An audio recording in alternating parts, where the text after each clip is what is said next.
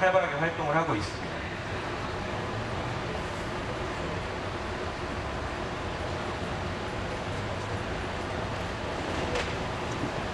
국내에도 교육 관련해서도 여러 가지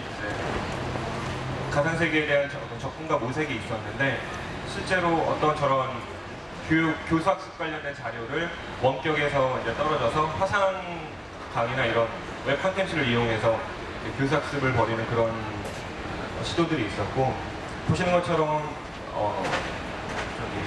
서킷시티라고 이제 전자 유통회사들인데 이제 들어가서 전시관을 만든다거나, 또 자동차 업체들이 굉장히 이 안에서 치열하고 활발한 활동을 했거든요. 닛산이라든지 뭐 토요타, 푸조, BMW, 벤츠 모두 이 안에 들어와서 홍보관이라든지 뭐 자사 관련된 그런 시설을 구축하였거나 아직도 뭐 운영 중에 있는 업체들이 있습니다. 보시면 뭐 워낙 기업들은 많이 들어가 있고 또 활발하기 때문에 다 일일이 다 열거하기 힘들고요. 지금 보시는 거는 한국 유저들이 이제 생활을 하고 있는 이제 코리안타운에 관련된 모습이고, 보시는 것처럼 아까처럼 이제 어떤 특정 지역의 콘텐츠로 인해서 사람들이 모였을 때 커뮤니티를 쉽게 이룰 수 있는 이제 그런 장점을 가지고 있습니다. 보시는 거는 스웨덴에서 이제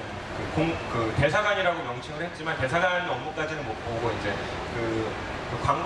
스웨덴 관광에 관련된 그 홍보관을 이제 가상세계에 지어서 전 세계에서 이제 PC와 네트워킹만 된다고 하면은 국적이나 지역, 장소, 시간에 구애받지 않고 언제든지 접속해서 관련된 정보를 볼 수 있는 그런 사례가 있었고요. 그게 뭐 보셨던 것처럼 이제 뭐 캐나다 우정국이라든지 여러 가지 정치 관련된 그런 프로젝트가 진행이 됐었고, 힐러리 클린턴 대선 후보가 선거 캠프 차렸을 때 국내에서도 이명박 대통령 선거 캠프가 이 안에 차려진 예가 있습니다. 그리고 매년 열리는 경기도 국제 보트쇼 요트 대회도 그 가상세계 세컨드 라이프에 그대로 한 4만 평 정도 되는 저런 화성 전복항의 모습을 시뮬레이션을 해놓고 전 세계 유저들의 이제 방문할 수 있는 그런 플랫폼으로 이용을 하고 있습니다. 실제로 이 안에 들어가면 간단하게 이제 요트나 보트 등을 타볼 수 있는 그런 게임적인 요소들도 구비가 되어 있습니다.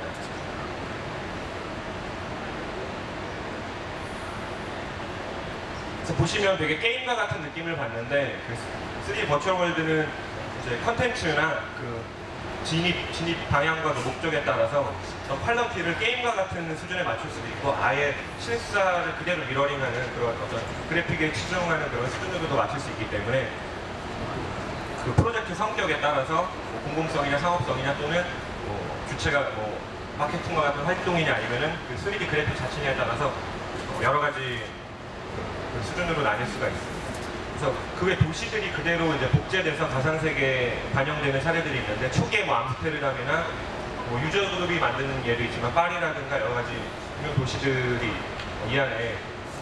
뭐 수도 없이 중복되어서 많이 건설이 되는 추세고요. 아까 의사님께서 말씀하셨던 이제 IBM에서 중국 정부와 같이 진행을 하고 있는 자금성 프로젝트 같은 것들이 있고, 한국에서도 이제 저희 업체를 중심으로 해서 세컨드 라이프와 같은 이제 국내 첫 도입되는 가상세계 플랫폼에 실제 우리나라 한국의 모습을 이렇게 그대로 이제 시뮬레이션하는 그런 시도들이 있었습니다.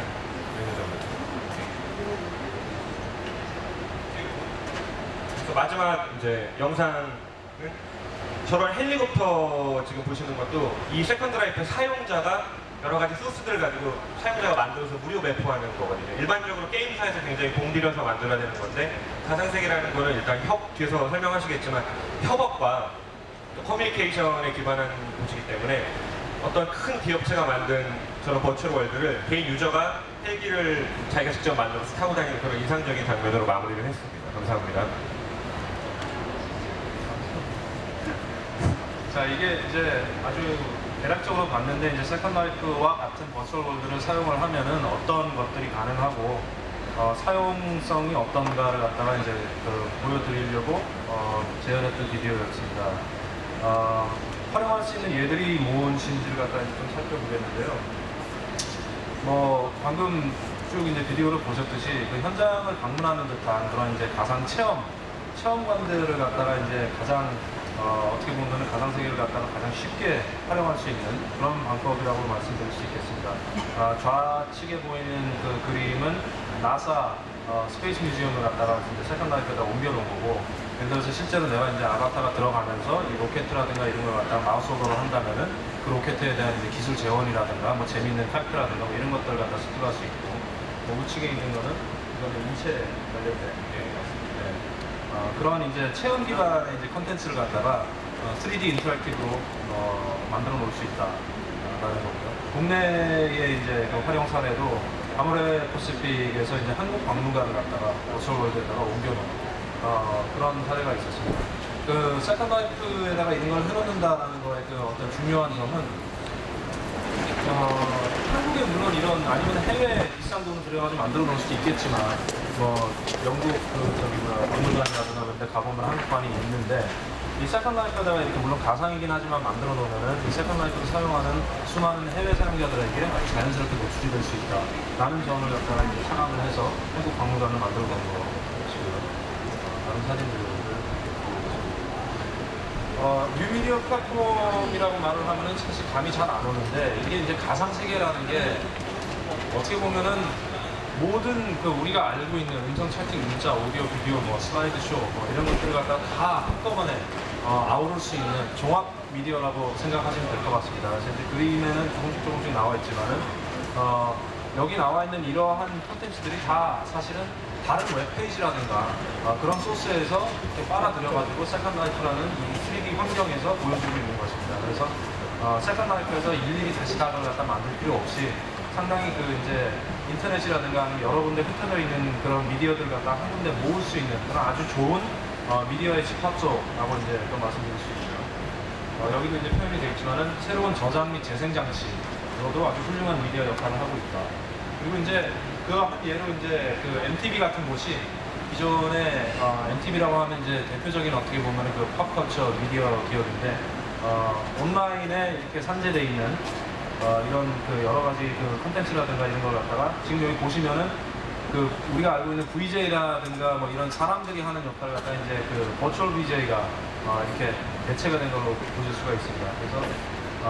MTV가 실제로 그 오프라인에서 만들고 있는 그런 이제 TV 프로그램을 3D로 구현을 해가지고 세컨 라이프에서도 자기가 마치 참여하듯이 이렇게 볼 수 있듯이, 그리고 이제 뭐 자연스럽게 뒤에 PPL 광고가 또 들어가서 그쪽에서 또 마케팅 플랫폼으로 활용을 할 수도 있고요. 이건 이제 유명하죠. 예, 그래서 가상세계 플랫폼의 장점은 이제 다른 하드웨어 기기와 이제 결합한다든지, 그러니까 매시업으로서의 가능성을 보여주는데, 일단 기본적으로 그 한 예로 저희가 하드웨어와의 결합을 해서 그 타 시장이나 그 타 비즈니스와 결합할 수 있는 모델을 보여드릴 수 있는데, 맨 왼쪽의 화면은 이제 한 개인 유저가 자신의 헬스 러닝머신 기구랑 가상세계를 연결을 해서 그 러닝머신에서 자기가 뛰게 되면은 가상세계에서 아바타도 같이 운동을 하고 뭐 도심을 거니고 그런 것들이 대해서 시도가 있었는데, 이게 추후에 발전을 한다 그러면 이제 가상 원격 헬스케어라든지 그런 쪽으로 이제 가능성을 충분히 보여주는 사례가 될 것이고요. 그리고 이제 북미 유럽 쪽에서는 이제 강세희 모바일 플랫폼에 이제 가상 세계를 입혀서 이쪽에서 이제 정보를 담아서 실생활과 모바일 기기를